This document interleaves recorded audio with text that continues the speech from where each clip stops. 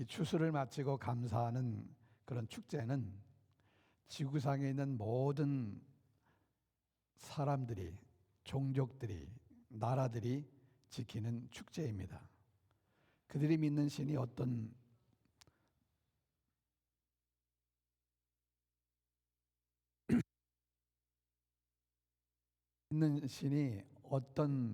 신이든 상관없이 추수를 끝내면 모두 모여서 함께 즐겁게 감사하는 축제가 있어요. 한국에서는 그것이 바로 추석입니다. 추석. 근데 오늘 우리가 지키는 이 추수감사절은 그 성경적 유래는 농사를 마치고 나서 추수한 곡물을 가지고 하나님 앞에 나아가 감사 제사를 드리는 것에서 유래했다고 말씀드릴 수 있습니다. 근데 근래적 유래는 북미 대륙을 개척한 청교들로부터 추수감사절이 시작되었다는 것은 이미 다 잘 알고 계실 줄 압니다. 1620년 9월 6일 102명의 청교도들이 남자 78명, 여자 24명이 메이플라워 호를 타고서 잉글랜드 남서부 플리머스 항구를 이제 출발하는데, 이들을 가리켜서 필그림이라고 부르는데, 이 필그림들은 영국 국교회, 영국 성공회죠. 그의 종교적 박해를 피해서 오직 신앙의 자유를 찾아서 이 신대륙을 향해 죽음을 무릅쓴 긴 항해를 시작한 것입니다. 그런데 그들이 본래 가려고 했던 곳은 뉴욕, 그 당시에는 버지니아 북부인데 뉴욕 허드슨강 그 하구, 그 뉴욕시 인근 그곳으로 가려고 했었어요. 그런데 심한 폭풍도 있었고 북서풍의 영향으로 매사추세츠 케이프 코드만이라고 하는 그곳에 도착을 하게 되는데 11월 10일이었어요. 근데 그 근처를 탐험하면서 또 원주민들도 무섭고 여러 가지 이유 때문에 배에서 내리지 못하고 있다가 12월 17일에 플리머스라고 하는 곳에 도착하게 되는데, 원래 이곳의 이름이 플리머스가 아니라 그들이 떠나온 곳이 영국 남쪽의 그 프리머스라는 항구인데, 자기들이 떠나온 그 항구 이름을 가지고서 자기가 도착한 곳에 이름을 붙인 거예요. 그래서 그것이 플리머스라는 이름으로 불리게 된 것입니다. 그들은 일단 배에 머물면서 겨울을 보냈지만은 한겨울의 혹독한 추위를 견디기에는 너무나도 열악했고, 또 추위와 굶주림과 풍토병, 계혈병, 그래서 반 이상이 이렇게 죽어 나가야 했다고 합니다. 이듬해 봄이 되자 살아남은 자들이 잡초로 우거진 땅을 개간하고 농사를 지어 가을이 돼서 이제 추수를 하게 되는데, 이들이 본래 그 농사를 짓던 사람들이 아니었기 때문에 추수한 것이 아주 초라했습니다. 살아난 사람들은 풍토병으로 죽었고 아주 매우 힘든 한 해를 보낸 거 아닙니까? 그렇지만은 지도자 윌리엄 브래드포드가 우리 함께 모여서 감사 예배를 드리자고 선포를 하고, 그들에게 우호적으로 이렇게 도움을 베풀었던 인디안 추장 마사소이드라고 하는 그 인디안 추장과 또 한 90명의 인디안들을 초청해서 함께 음식을 나누면서 감사 예배를 드린 것이 미국의 첫 추수 감사절이었습니다. 여러분, 그들의 그 첫 추수 감사절의 환경은 어떤 풍요로운 환경 속에서 드린 것이 아니었습니다. 그들이 거둬 드린 것은 옥수수, 감자, 호박, 그리고 들에서 잡은 칠면조가 전부였습니다. 그래서 감사절이 되면은 이 첫 감사절을 기억하면서 이 터키, 콘, 펌킨파이 뭐 이런 것들을 이렇게 먹는 거예요. 첫 감사절을 기억하면서. 그러니까 그들의 첫 감사절, 추수감사절은 절망할 수밖에 없는 그런 환경 속에서 그럼에도 불구하고 하나님께 감사를 드린 것입니다. 엄동설안의 항무지에서 살아남은 것을 그들은 감사했고요, 신앙의 자유를 허락해 준 것을 감사했고 미 대륙 개척자들로 삼아 주신 것을 감사했습니다. 그들이 하나님 앞에 진심으로 감사를 드리면서 하나님께 추수감사절 예배를 드린 거예요. 이것이 미국의 추수감사절의 희초가 된 것입니다. 미국의 초대 대통령 조지 워싱턴은 1789년에 11월 26일을 추수감사절로 선포합니다. 그리고 1863년 링컨 대통령이 추수감사절을 미국의 공휴일로 선포하게 되는데, 사실 그때는 남북이 갈라져서 이게 미움과 분열 속에 전쟁의 절정 속에 있었을 때예요. 수많은 젊은이들이 죽어가고 있는 그런 암울한 시기에, 그렇게 힘든 시기에 링컨 대통령이 11월 마지막 목요일을 국가적 감사절로 공식적으로 제정하고 선포한 것입니다.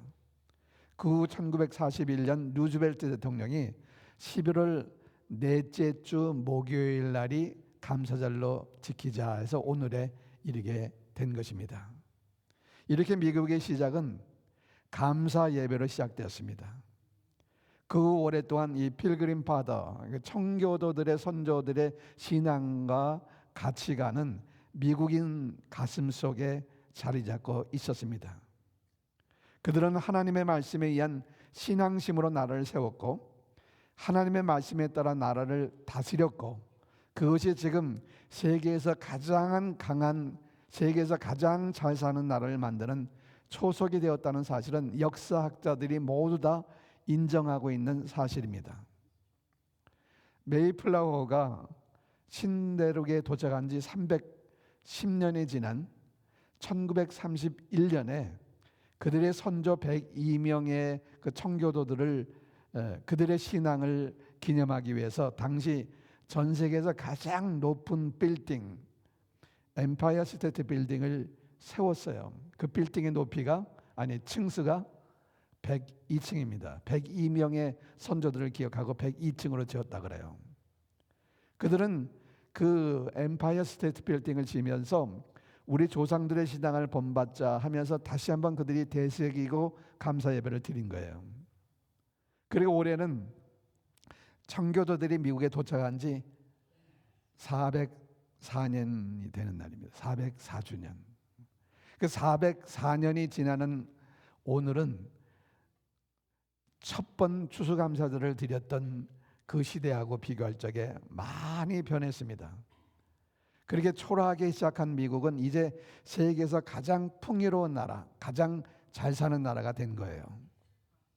그런데 지금은 청교도 선조들이 가지고 있었던, 지켜왔던 그들의 신앙과 가치관은 인권과 평등이라고 하는 홀 좋은 미망하에 빠른 속도로 변질되어 가고 있다는 거예요.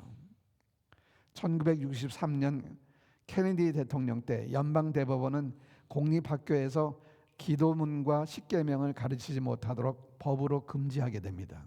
그 이후에 미국이 빠르게 추락하기 시작합니다. 월방전 패망하고 뭐 이렇게 추락하게 돼요. 미국이 이제는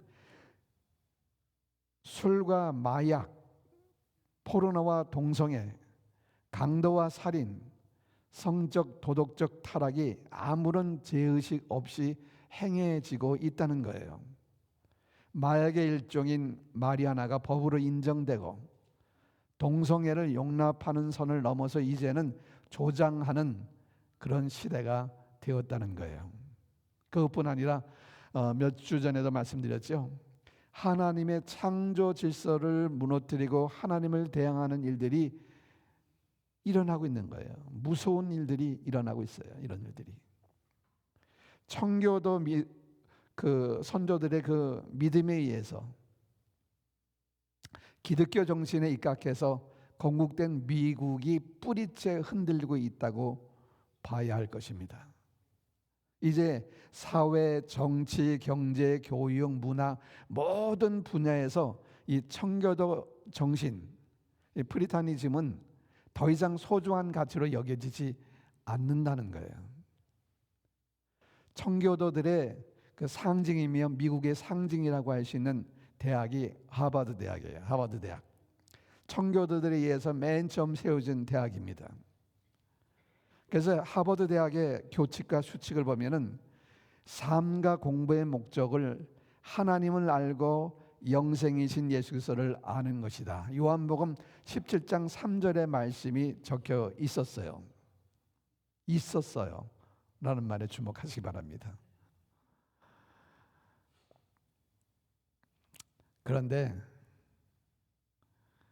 이 대목이 다양한 종교적 배경을 가진 사람들을 포용하지 못하고 오히려 배척한다는 이유 때문에 6년 전에 일반적 표현으로 그것이 수정돼 버렸어요. 그 성경 말씀이 없어져 버렸어요. 그 학교에 교가가 있는데 교가의 가사도 수정했어요.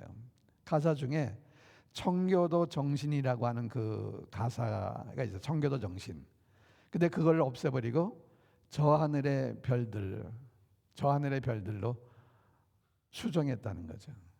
그러니까 기독교의 그 내용을 다 제거해버린 거예요. 그렇죠? 여러분, 미국은 청교도들의 신앙 고백으로 세워진 나라입니다. 독립선언문과 연방헌법이 하나님 말씀의 기초에서 작성되었고 대통령이 하나님의 말씀인 성경 위에 손을 얹고 선서하는 나라가 미국이에요. 화폐에 인갓 위트루스라고 하는 말을 새겨놓고 믿음을 고백하는 나라가 바로 이 미국이에요. 학교에서 성경을 가르치고 기도로 수업을 시작했던 나라가 미국이에요. 그래서 하나님께서 이 나라를 복주시고 최강대국으로 만들어 주신 것입니다. 미국은 세계에서 선교사를 가장 많이 파송한 나라였고 세계 무상 원조의 50% 이상을 미국 한 나라가 감당할 정도로 구제와 구호 활동을 앞장선 나라가 미국이에요. 세계 평화를 위해서 결정적 역할을 하는 나라였고 천재지변이나 전쟁 등 불행한 사태가 발생할 때마다 앞장서서 약한 나라를 도와준 나라가 미국이었습니다. 세계 인류를 위해서 이 국가적 차원에서 하나님의 사랑을 베풀고 이런 도와주는 고마운 나라가 미국이었어요. 특히 한국의 입장에서는 일제의 압제로부터 독립을 쟁취할 수 있는 결정적 기회를 가져다 준 나라가 미국이었고요. 이 풍전등화와 같은 운명에 처했을 적에 6.25 전쟁으로 인해서요. 그때도 구해준 생명의 은인인 나라, 고마운 나라가 바로 이 미국이었습니다. 그런데 그랬던 이 미국이 이제는 하나님을 잊어버려가고 있다는 거예요. 항무지 벌판에서 심한 추위와 풍토병 속에 죽어가면서도 신앙을 붙들고 하나님께 감사드렸던 이 청교도들의 신앙이 잊어져 버려 가고 있다는 것입니다. 미국을 도와주셔서 미국에 복 주셔서 세계 모든 나라 사람들이 부러워하는 나라가 되게 하셨는데 그 하나님을 잊어버려 가고 있다는 것입니다. 우리는 이 미국을 위해서 기도해야 하는 거예요. 이 미국이 더 망가지지 않도록 우리는 기도해야 할 것입니다.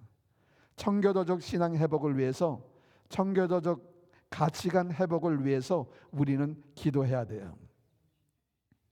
우리의 자녀들이 살아갈 이 나라를 위해서 우리는 정말 열심히 기도해야 할 것입니다. 아멘.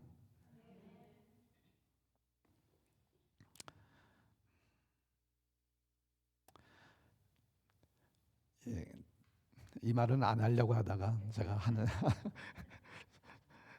길어질 것 같아서 트럼프 대통령이 이번에 대통령 당선돼서 우리 기독교 크리스찬들에게는 조금 이게 도움이 되는 많은 정책들이 이제 실행이 될 겁니다. 거기에 대해서는 감사를 해요. 근데 트럼프 대통령이 강조하는 것이 뭐예요? 아메리카 퍼스트. 그러니까 미국 먼저라고 하는 미국 먼저. 사실 그 말에 미국 사람들이 싫어할 사람이 어디 있어요? 미국 먼저라는 거. 미국 우선주의. 그런데 저는 한 가지 걱정이 되는 게 뭐냐면은 지금까지 미국은 자유민주주의를 위해서 세계에 가서 헌신하고 생명을 이렇게 피 흘려가면서까지 지켜준 나라, 이 세계의 질서를 이렇게 잡고 있던 나라가 미국이에요. 근데 이제는 그런 희생을 안 하겠다는 거예요. 내가 이만큼 하면 너도 이만큼 해라. 네가 이만큼 하면 내가 이만큼 해줄게 라는 그런 미국 우선주의. 그래서 기독교적 정책으로 이렇게 돌아가는 거는 저는 굉장히 환영하지만은 그 미국 우선주의라고 하는 그걸 들을 때마다 이 미국은 그런 나라가 아니었는데, 미국 먼저 생각하고 그 다음에 이제 너 하는 거 봐서 내가 너 도와주겠다는 거예요. 미국을 위해서 기도하시기 바랍니다. 우리 한국인들이 미국에 처음 이민해 놓은 해는 1903년이었어요. 3년. 인천 내리감리교회 교인들이 중심이 돼 갖고서 몇 명이 온지 아십니까? 1903년에 102명이 왔습니다. 아주 공교로워요. 공교롭게 102명이. 그 청교도들, 메이플라워를 타고 온 청교도들하고 똑같아요. 근데 우리 한국인 이민 선조들은 하와이 농장에서 힘들게 일하면서 먼저 교회를 세웠어요. 그리고 고된 생활 중에서 한국의 독립자금을 보내기도 하고 선각자들의 삶을 산 것입니다. 그들은 제2의 청교도들이었어요. 이제 우리는 한인 이민자들은, 저와 여러분들은 제2의 청교도들이 되어야 합니다. 제3의 청교도들이 되어야 됩니다. 미국의 회복을 위해서 기도해야 돼요. 잊어버린 청교도적 신앙과 가치관을 회복시켜야 합니다. 잊어버린 하나님을 향한 감사를 회복시켜야 합니다. 이 땅에 참된 크리스천의 영향력을 끼치며 살 수 있게 되기를 부탁드립니다. 여러분, 오늘 우리가 봉독한 말씀에는 이제 설교 시작하면 어떡하지 걱정되십니까? 빨리 끝내겠습니다. 오늘 봉독한 말씀에는 40년의 광야 생활이 끝나고 하나님께서 약속하신 가나안 입성을 눈앞에 두고 있는 이스라엘 백성들을 향해서 이집트 땅에서 해방시켜 주신 하나님의 은혜를 잊지 말라고 모세가 강력하게 말씀하고 있는 거예요. 자, 오늘 본문 그 신명기 8장 12절부터 14절까지 같이 한번 보겠습니다. 같이 읽습니다. 시작. 내가 먹어서 배부르고 아름다운 집을 짓고 거주하게 되며 또 번성하며 내 은금이 증식되며 내 소유가 더 풍부하게 될 때에 내 마음과 교만하여 내 하나님 여호와를 잊어버릴까 염려하노라. 그랬어요.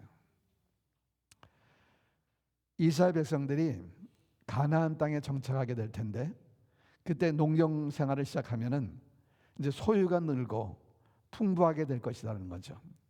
그래서 먹고 싶은 거 마음껏 먹을 수 있고 크고 멋진 집을 짓고 살게 될 텐데, 하는 일들이 잘 되는 거예요. 점점 돈이 많아지는 거예요. 재산이 늘어나는 거예요. 그러면 마음이 교만해져서 하나님을 잊어버릴 수가 있다. 그렇기 때문에 너희들은 조심하라 경고하고 있는 거예요. 하나님을 언제 잊어버리기 쉽다 그랬습니까? 소유가 풍부해지면, 소유가 풍부해지면은 마음이 교만해져서 하나님을 잊어버리기가 쉽다는 것입니다. 왜 교만한 마음이 생기는가? 신명기 8장 17절에 이렇게 말씀합니다. 시작. 그러나 내가 마음에 이르기를 내 능력과 내 손의 힘으로 내가 이 재물을 얻었다 말할 것이라 그랬어요. 자, 우리가 잘 될 때, 우리가 형통할 때 하나님의 은혜를 잊어버리고 감사하지 않는 것은 바로 교만한 마음이 들어서라고 말씀하고 있습니다. 즉 자기 힘으로 잘된 것이라고 착각하기 때문이라는 것입니다. 내 힘으로 자기가 잘됐다는 거예요. 그걸요. 근데 지금 미국이 그렇지 않습니까? 모든 것이 풍족하잖아요. 배부르게 먹잖아요. 아니 먹을 것이 너무 많아서 너무 많이 먹어서 문제일 정도로 배부르게 먹습니다. 아름다운 집을 짓고 삽니다. 대부분 사람들은 풍요로운 삶을 사는 거예요. 그런데 그렇게 은혜를 베풀어 주신 하나님을 잊어버렸다는 거예요. 왜요? 교만해져서, 자기들이 잘나서 풍요롭게 사는 줄 안다는 거예요. 여러분, 지금 나는 어떤가를 한번 질문해 보세요. 내게. 우리 역시 착각하고 사는 것은 아닙니까? 우리가 열심히 기도할 때, 그때가 언제예요? 뭔가 부족하고 기도 제목이 있으면 우리가 간절하게 기도하지 않습니까? 여러분, 처음 이민 와서 얼마나 애타게 주님을 찾았습니까? 주님 도와주십시오. 한국에서 신앙생활 하지 않던 사람들도 교회에 찾아 나와서 간절하게 기도합니다. 주님 도와주시옵소서. 제가 뉴욕에 있을 적에 금요기도회를 하면은 이 금요기도회에 많이 나와요. 사람들이 아주 힘들게 일하는 사람들이에요. 그 다음날 새벽부터 또 일해야 되는데 피곤해도 나와요. 하나님께 애절하게 매달려 기도하는 거예요. 그들의 눈을 보면요, 피곤하지만은 눈이는 번쩍번쩍 빛이 나요. 신앙생활을 전쟁하듯이 죽기 살기로 합니다. 그러다가 이제 저는 이제 올랜도에 오게 됐는데, 올랜도 오니까 관광지라서 그런지 관광 오신 분들처럼 신앙생활하는 느낌을 받았습니다. 뉴욕에는 막 이민 오신 분들이 많잖아요. 근데 거기에 비해서 올랜도에는 대도시에서 살다가 이렇게 오신 분들이 많아요. 그러니까 대도시에서 돈 많이 버는 것도 좋지만은 좀 안전하게 살고 싶은 분이 이사를 와요. 곤충 강도를 당해갖고서 아이고 이거 안전한 곳에 살아야 되겠다, 편안히 좀 살고 싶다는 사람들이 이제 올랜도로 이사를 왔어요.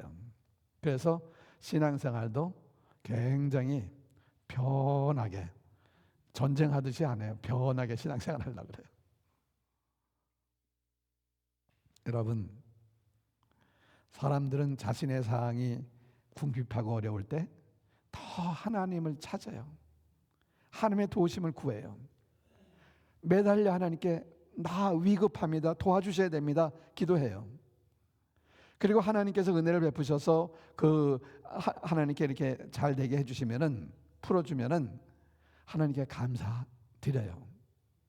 이제 그러다가 이제 돈도 웬만큼 벌고 집도 사고 살만해졌어요. 그렇게 매달려 기도할 필요가 없어진 거예요.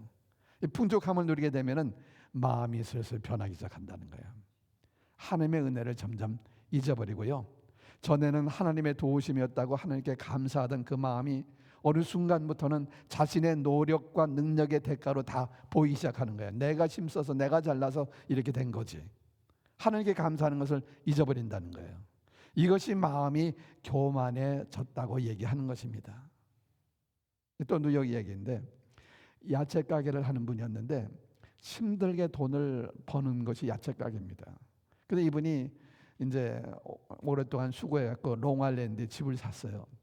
그 새 집으로 이사를 갔는데 주일날 교회를 빠졌어요. 그래서 어떻게 교회를 빠지셨냐 그랬더니 이사하느라고 힘들어가지고서 빠졌대요. 그 다음 주일날도 빠졌어요.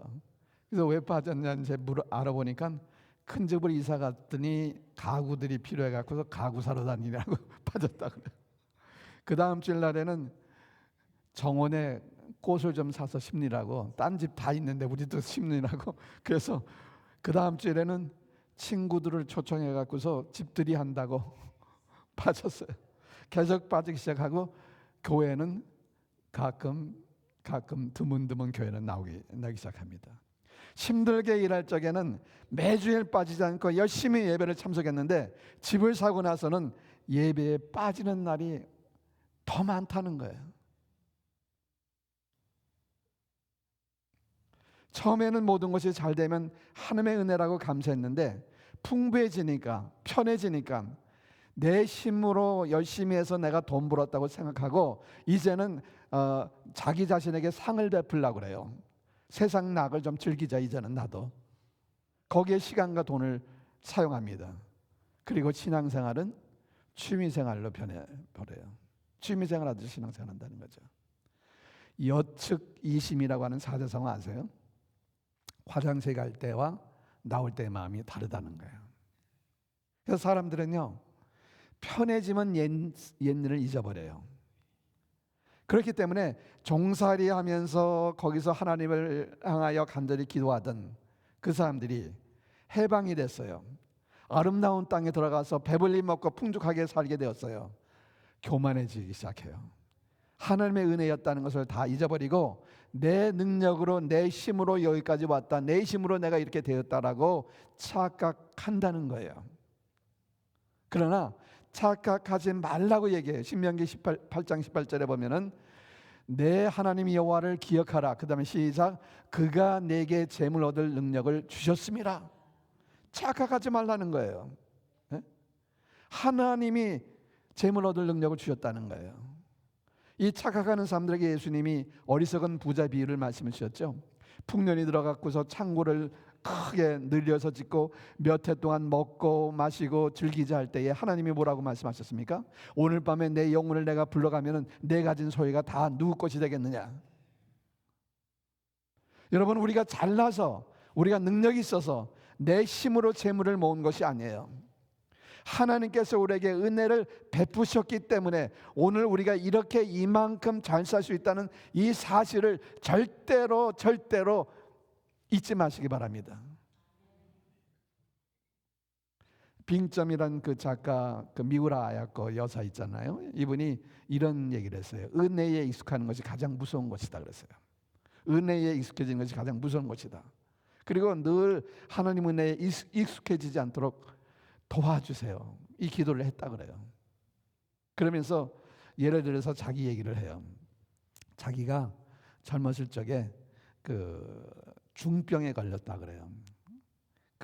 그런데 한 청년의 전도를 받았고, 그리고 그 청년과 결혼까지 하게 되었는데, 병든 자신과 결혼을 해준 남편이 너무너무 고맙고 감사해서 눈물 나도록 고마운 마음이에요. 남편을 볼 때마다, 남편을 생각할 때마다 나하고 결혼해 준 것이 고맙다. 근데 몇 년을 같이 살다 보니까 고마운 마음이 점점 사라지게 됐다 그래요. 그리고 남편을 향해서 신경질도 내기도 하고 화를 내기도 하고 또 미운 마음이 들기도 하고, 이런 자신의 모습을 보면서 회개하게 되었다 그래요. 여러분, 우리는 어떤 마음이에요? 우리의 모습은 어떠냐 말이에요. 정말 하나님의 은혜 가운데, 제 가운데 영영 형벌받아 마땅한 우리를 구원해 주셨어요. 하나님의 자녀 삼아 주셨어요. 하나님의 은혜에 우리는 감사했어요. 얼마나 감사해요. 감격했어요. 근데 이것이 시간이 지남에 따라서 그냥 익숙해진 거예요. 감사를 잊어버렸어요. 그리고 오히려 하나님께 불평하고 내 생각대로 안 된다고 하나님을 향하여 원망하지 않고 있지 않습니까? 찬송을 들어도 기쁨이 없고요, 기도를 해도 감격이 없고요, 예배를 드려도 그냥 타성에 젖어서 습관은 됐으니까 잘해요. 열정이 없어졌다는 거예요. 뜨거운 마음이 없어졌다는 거예요. 그냥 우리는 시큰둥한 그런 신앙생활을 하고 있지는 않습니까? 여러분, 광야를 걷던 지난날을 잊지 않고 생각한다면 모든 것이 하나님의 은혜예요. 감사할 것밖에 없어요. 모든 것이 하나님의 은혜입니다. 한번 해서 시작. 모든 것이 하나님의 은혜입니다. 우리가 형통할 때도 편안할 때도 잘 될 때도 여기까지 인도하신 에베네셀의 하나님, 그 하나님의 은혜임을 우리는 절대로 잊어버리지 말아야 합니다. 우리는 얼마나 감사한 이유가 많은 사람들입니까? 여러분, 처음 미국에 들어올 때보다 더 가난해지신 분 계십니까? 저는 20불 들고 미국에 왔는데 가만히 어젯밤에 생각해 보니까 2만 배는 더 늘은 것 같아요. 캐시가 그렇게 늘었단 말 절대 아닙니다. 저희 어머님이 미국에 오셔서 하신 말씀을 제가 기억합니다. 24시간 수돗물이 나오고 또 틀 때마다 뜨거운 물이 나오고 너무 좋다. 여러분, 그것뿐입니까? 우리는 하나님께 얼마나 큰 복 받은 사람들이에요. 이 하나님의 은혜를 잊지 않고 하나님께 감사드릴 수 있기를 바랍니다. 우리에게 지금 시급한 것은 이 잊어버린 감사를 회복해야 하는 거예요. 우리가 잘 아는 찬송가 찬양처럼 나 같은 죄인 살린 것도 오직 하나님의 은혜입니다. 큰 죄악에서 건지신 것도 하나님의 은혜입니다. 이제껏 내가 산 것도 하나님의 은혜입니다. 장차 천국에 가서 영원히 살게 될 것도 하나님의 은혜예요. 지난날 모든 것이 하나님의 은혜였다는 것을 잊지 마시기 바랍니다. 그리고 지금 현재와 앞으로 모든 날들도 주님의 은혜가 필요하다는 사실을 잊지 마시기 바랍니다. 이러한 은혜를 생각할 적에 우리는 감사하지 아니할 수 없다는 거예요. 그래서 하나님께서 우리에게 왜 추수감사절을 주셨습니까? 기억하라는 거예요. 하나님께 감사를 잊지 말라는 거예요. 그래서 우리에게 추수감사절을 주신 거예요. 내가 얼마나 감사할 것이 많은 사람인가를 알고 지금까지 지내온 것 주의 크신 은혜라 고백하면서 마땅히 드려야 할 감사를 하나님께 드리는 이 추수감사절이 되시기를 바랍니다. 기도하겠습니다. 금년 한 해를 살아오면서 우리에게 베풀어 주신 하나님의 은혜를 생각하고 그동안 잊었던 감사를 회복하고 진정한 감사를 드릴 수 있도록 기도하시기 바랍니다. 그리고 미국이 청교적 신앙과 가치관이 회복될 수 있도록 합심해서 기도하는 시간을 갖도록 하겠습니다.